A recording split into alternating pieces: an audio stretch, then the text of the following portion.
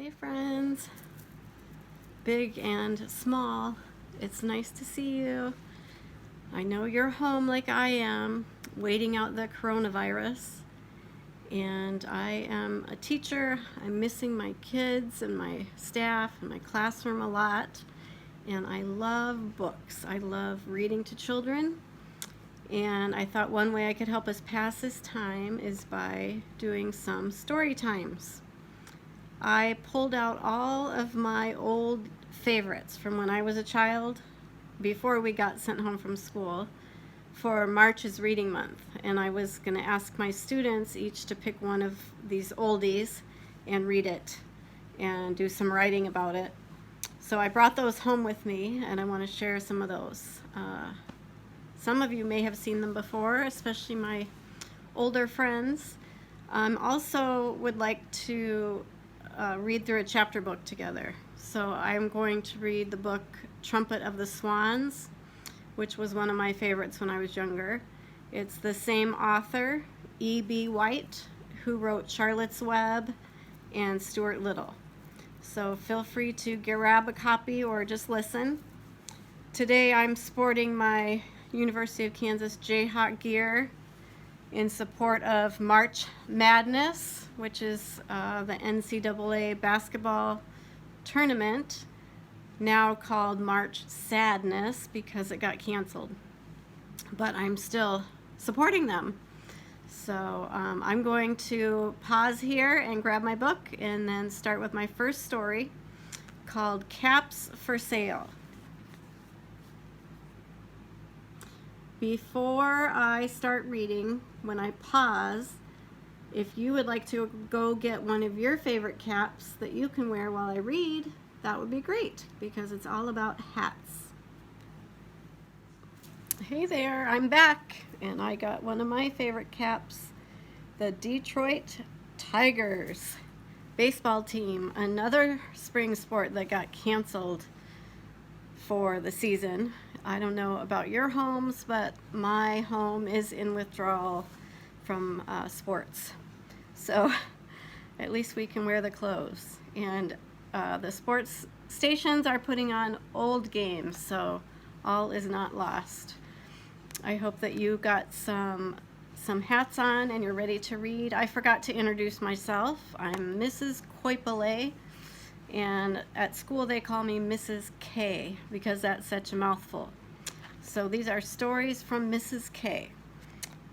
This is Caps for Sale. It's a tale of a peddler, some monkeys, and their monkey business, told and illustrated by a name that I cannot read, so I won't try.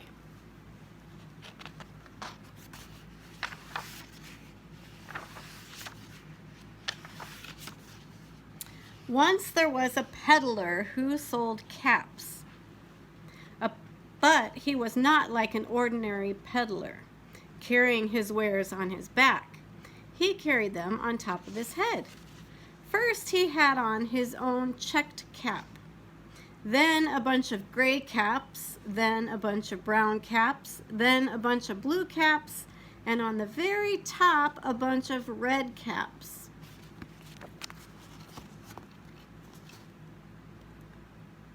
So we should say that a peddler, if you're not sure of that word, is another name for someone who sells their wares or sells things they make out on the road. He walked up and down the streets, holding himself very straight so as not to upset his caps. As he went along, he called, "Caps, caps for sale, 50 cents a cap."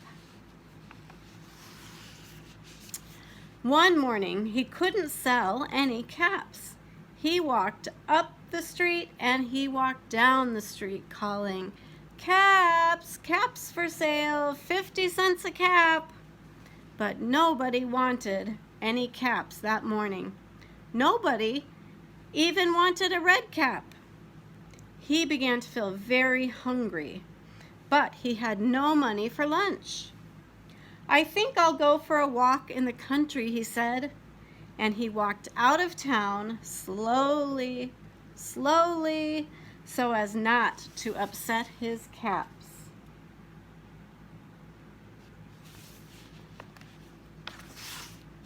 He walked for a long time until he got to a great big tree. That's a nice place for a rest, he thought. And he sat down very slowly under the tree and leaned back little by little against the tree trunk so as not to disturb the caps on his head. Then he put his hand to feel if they were straight. First his own checked cap, then the gray caps, then the brown caps, then the blue caps, then the red caps on the very top.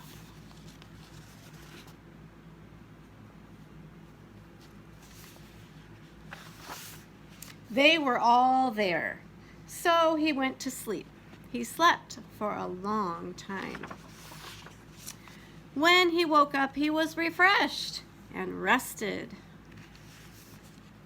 So look at the picture and see if you notice anything different from when he woke up and when he first went to sleep.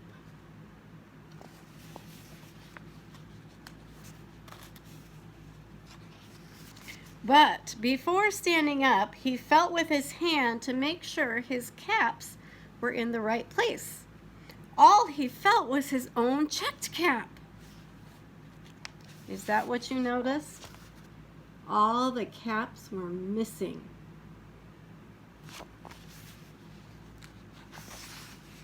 He looked to the right of him. Everybody turn to the right. He looked to the left of him. Now look to your left. No caps. He looked in back of him. Everyone turn around and look in back. No caps. He looked behind the tree. Everybody look behind your chair. No caps.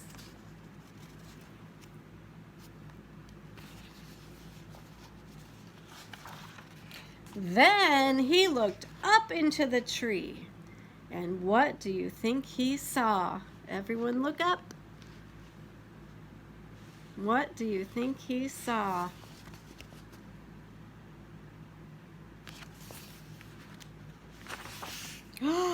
On every branch sat a monkey. On every monkey sat a gray, brown, blue, or red cap.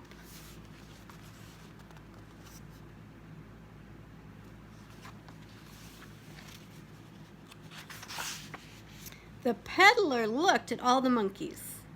And the monkeys looked at the peddler. He didn't know what to do. Finally, he spoke to them. What do you think he's going to say to those naughty monkeys? You monkeys, you, he said, shaking a finger at them. You give me back my caps. But the monkeys only shook their fingers back at him and said, tss, tss, tss.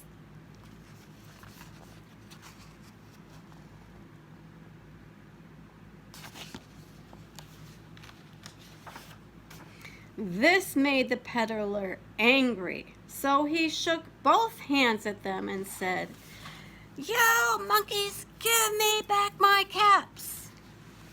But the monkeys only shook both their hands back at him and said, Tss, tss, tss.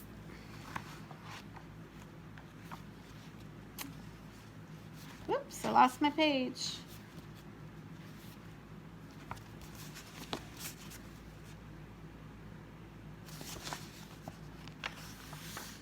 Now he felt quite angry. He stamped his foot. Everybody stand up and stomp your foot.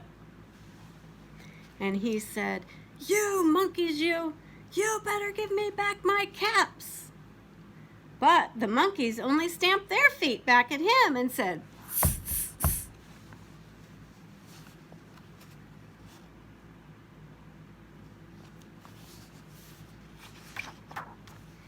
By this time, the peddler was really very, very angry. He stamped both his feet and shouted, "You monkeys, you must give me back my caps." Everybody stand up and stomp both your feet and shout, "Give me back my caps." But the monkeys only stamped both their feet back at him and said, "Tss, tss." I wonder if he said the magic word. You guys all know what the magic word is when you need something? Please. At last, he became so angry that he pulled off his own cap and threw it on the ground and began to walk away.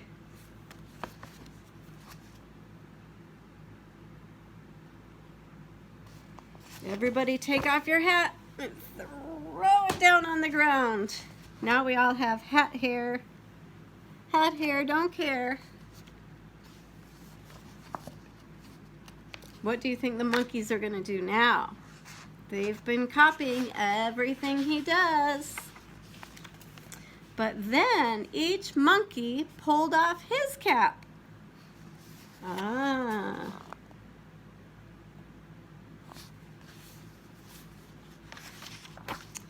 And all the gray caps and all the brown caps and all the blue caps and all the red caps came flying down out of the tree.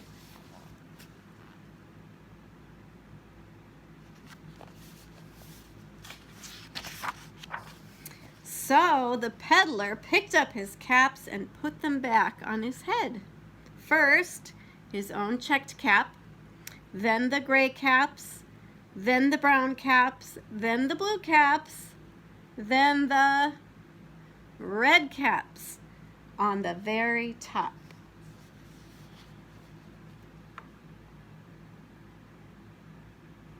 This man likes order, doesn't he? Doing the same thing that he always does. And slowly, slowly, he walked back to town calling, "Caps! Caps for sale! 50 cents a cap!" The end.